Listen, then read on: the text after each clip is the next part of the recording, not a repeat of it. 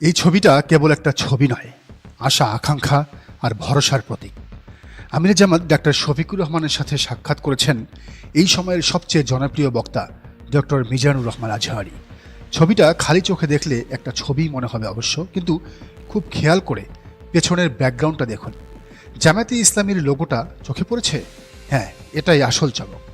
এই ফ্রেমটার জন্যই অপেক্ষায় ছিল গোটা বাংলাদেশ। অপেক্ষাটা এজন্যই যে সপ্তাহখানেক আগেও মিজানুর রহমান আজহারী এদেশের কোটি কোটি মানুষকে হতাশ করেছিলেন। তিনি ঘোষণা দিয়ে বলেছিলেন দেশের কোথাও আপাতত এই ইলেকশনের আগে কোনো মাহফিল তিনি করবেন না। বলেছিলেন যেহেতু সামনে নির্বাচন, ফলে নির্বাচনে ব্যাঘাত ঘটে এমন কোনো কাজ তিনি করবেন না। অজুহাতটা ছিল নিরাপত্তার, পুলিশ বাহিনীর তৎপরতার। এরপর নানা গুঞ্জন শুরু হয়। তবে কি বিএনপির ভয়েই পিছু হটলেন জনপ্রিয় এই আলেম? কারণ আজহারী মাঠে থাকলে জামায়াতের দাড়িপাল্লায় ভোট বাড়বে, এই আশঙ্কায় বিএনপি গত বছর তাকে জামাতি রাজাকার বলে গালি দিয়েছে। সিলেটের মাহফিলে প্রকাশ্যে বাধাও দিয়েছে। কেউ কেউ আজহারীর এমন সরে আসার সিদ্ধান্তে সরকারের নেতিবাচক ভূমিকা ছিল বলেও অভিযোগ করেছিলেন। এবার আজহারী শফিকুর রহমানের এই সাক্ষাতের পর নতুন করে আশার সঞ্চার হয়েছে কোটি মানুষের মনে। শোনা যাচ্ছে শুধু মাঠে নয়, একেবারে সংসদে যাওয়ার জন্য প্রস্তুতি নিচ্ছেন ডক্টর মিজানুর রহমান আজহারী।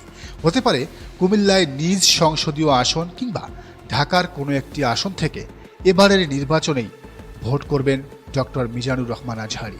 জামায়াত ক্ষমতায় গেলে ধর্ম মন্ত্রণালয় তো সাজাতে হবে, তাই না?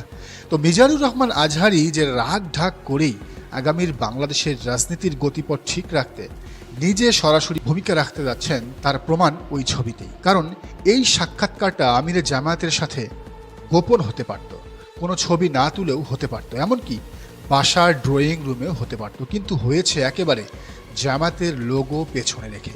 ছবিটাও প্রকাশ্যে আনা হয়েছে, পাবলিক করা হয়েছে। তো এই একই ঘটনা ঘটেছিল 1991 সালের ইলেকশনে। তখন দেশের সবচেয়ে জনপ্রিয় আলেম ছিলেন দেলোয়ার হোসেন সাঈদী। মাঠে ময়দানে তখন তার জনপ্রিয়তা তুঙ্গে। তৎকালীন জামায়াত আমির তাকে ডেকে বললেন, আপনার একটা বড় দায়িত্ব নিতে হবে। কি দায়িত্ব? আপনাকে পিরোজপুর থেকে নির্বাচন করতে হবে। সাঈদী সাহেব রাজি হয়ে গেলেন। দলের সিদ্ধান্ত তিনি মানলেন। এরপর দাঁড়ালেন এমন এক আসন থেকে যেখানে হিন্দুদের বাইরে কোনো কথাই নেই, কিন্তু সেই এলাকা থেকেও সুধাংশু শেখর হালদারকে হারিয়ে দাড়িপাল্লাকে আসন উপহার দিলেন তিনি। পরের বার 1996 সালেও এমপি হয়েছেন মাওলানা দেলোয়ার হোসেন সাঈদী। বিনিময়ে অবশ্য জীবনের প্রায় 14টা বছর জেলে কাটাতে হয়েছে তার। শহীদ হয়েছেন জেলেই। ইসলামী আন্দোলন করতে গেলে এটুকু তো মেনেই নিতে হবে। তো এই একই ঘটনা হয়তো ঘটতে যাচ্ছে ডক্টর মিজানুর রহমান আজহারীর ক্ষেত্রে। 1991 সালে জামায়াতের এত জয় জয়কার না থাকলেও 2025 সালে এ জমিনটা উর্বর। জামায়াতের দাড়িপাল্লার জোয়ার চারদিকে। এখন দরকার ঐক্য আর চূড়ান্ত ঝুঁকি নিয়ে ময়দানে নামা। ফলে মিজানুর রহমান আজহারীও সেই ঝুঁকি নিতে প্রস্তুত।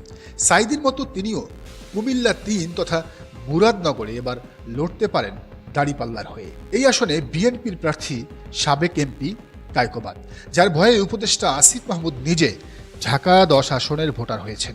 এখান থেকে ইলেকশন করবেন। কিন্তু আজহারী এলাকায় দাড়িপাল্লার হয়ে দাঁড়ালে কায়কোবাদ নিজেই হয়তো অন্য কোনো পন্থা খুঁজবেন, অন্য কোনো আসন খুঁজবেন। তবে এমনটাও শোনা যাচ্ছে ডক্টর মিজানুর রহমান আজহারীকে ঢাকার কোনো একটি আসন থেকে দাঁড় করানো হতে পারে। তবে আজহারী শুধু নিজের আসন নয়, যদি সত্যিই তিনি সাঈদী সাহেবের উত্তরসূরি হিসেবে জামায়াতে যোগ দেন, তাহলে গোটা 300 আসনেই দাড়িপাল্লা তথা ইসলামী জোটের হয়ে ক্যাম্পেইন করবেন তিনি, সশরীরে ক্যাম্পেইন করবেন। আর যদি সেটা করেন, তাহলে হয়তো সাধারণ মানুষের যে চাওয়া জামাতকে ক্ষমতায় আনার, সেটা এবারই পূরণ হতে যাচ্ছে।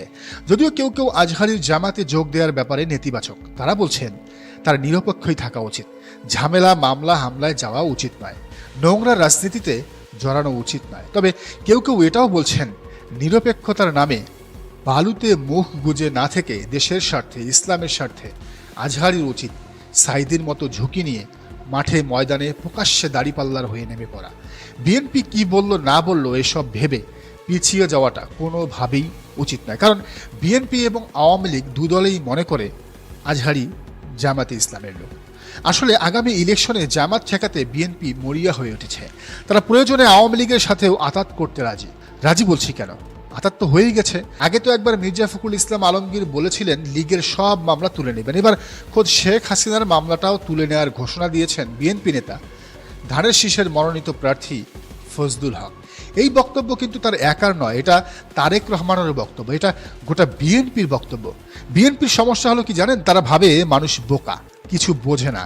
এরা উপরে দেখায় ভারত আওয়ামী লীগের শত্রু, কিন্তু ঠিকই অন্য নেতাদের দিয়ে ভেতরের কথাটা বলিয়ে নেয়। ফজলুরে কিন্তু বিএনপি শোকজ করে নাই, তারে বলে নাই যে আপনি কেন শেখ হাসিনার রায় বাতিল করার কথা বললেন। ফলে এ কথা বিএনপির কথা, এটা এখন ধ্রুব সত্য। ফলে বিএনপির এই অপতৎপরতা ঠেকাতে আজহারিদের মতো আলেমদের মাঠে থাকতেই হবে। বিএনপি যে জামাত শিবির ফোবিয়ায় ভুগছে এবং আশপাশের সব দল আর ব্যক্তিদের লোভ লালসার ফাঁদে ফেলে নিজেদের দিকে টানছে, তার আরেকটা প্রমাণ মীর মুগ্ধর ভাই মীর স্নিগ্ধ।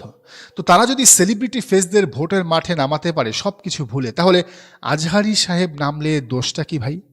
এদিকে ছাত্রদল কি করছে দেখেন, ওরা ওদের মূল দলের মতোই শিবির বিরোধী ঐক্যজোট বানাচ্ছে বিভিন্ন ক্যাম্পাসগুলোতে। জাকসুতে হারার পর এবার তারা জগন্নাথ বিশ্ববিদ্যালয় ছাত্র সংসদ নির্বাচনে নুরুল হক নূরের গণ অধিকার পরিষদকে নিয়ে ঐক্যবদ্ধ নির্ভীক জবিয়ার নামে প্যানেল ঘোষণা করেছে। শিবিরের মতো একটা ইনক্লুসিভ ভাইব আনতে চাইছে। যেহেতু নিজেদের বাইরে থেকে প্রার্থী দেওয়ার কালচারটা বিশ্ববিদ্যালয়গুলোতে শিবির শুরু করে ব্যাপক সফল হয়েছে, ফলে ছাত্রদলও একই কাজ করতে গেছে। সব দলের সাথে কোয়ালিশন করে শিবিরের বিরুদ্ধে নির্বাচন পরিকল্পনায় নেমেছে। তবে এরা এই কাজ করতে গিয়ে যে পুরোটাই ধরা খাবে তা এখন নিশ্চিত, কারণ তাদের বিদ্রোহী গ্রুপ অলরেডি তাদের বিরুদ্ধে প্যানেল ঘোষণা করেছে। এখন বিএনপিও জানে এবার আওয়ামী লীগ সহ 40টা দল একসাথে হয়ে ধানের শীষ নিয়ে ভোট করলেও তারা ফেল মারবে। এজন্য আবারও কারচুপির পরিকল্পনা হাতে নিয়েছে। সারা দেশে নিজেদের অনুগত লোকদের দিয়ে ডিসি এসপি বানাচ্ছে। জামাত সেক্রেটারি এই অভিযোগ বারবার তুলছেন। এই দেখেন, রমনা পুলিশের উপকমিশনার কাজটা কি করছেন।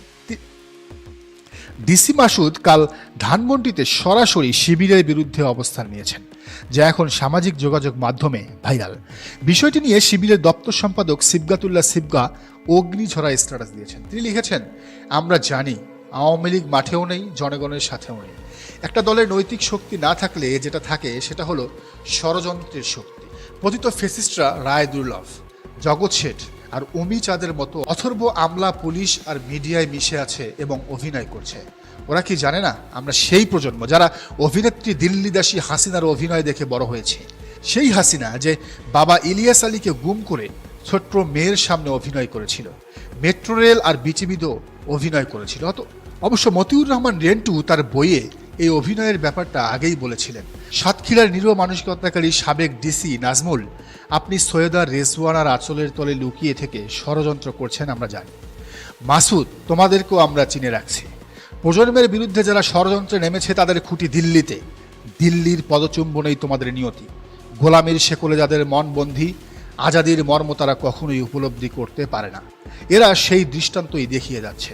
তো জামাত শিবিরের বিরুদ্ধে যখন বিএনপি, লীগ, প্রশাসন সব এক, তখন বুঝাই যাচ্ছে তারা ক্ষমতার কতটা কাছাকাছি। এখন দরকার ঐক্য আর ঝুঁকি। মিজানুর রহমান আজহারি হয়তো সেই ঝুঁকিটাই এবার নিচ্ছেন। দর্শক, আপনি কি মনে করেন জানান কমেন্টের ঘরে। আর এই চ্যানেলে নতুন হলে অবশ্যই সাবস্ক্রাইব করুন এবং বেল আইকনটি বাজিয়ে রাখুন।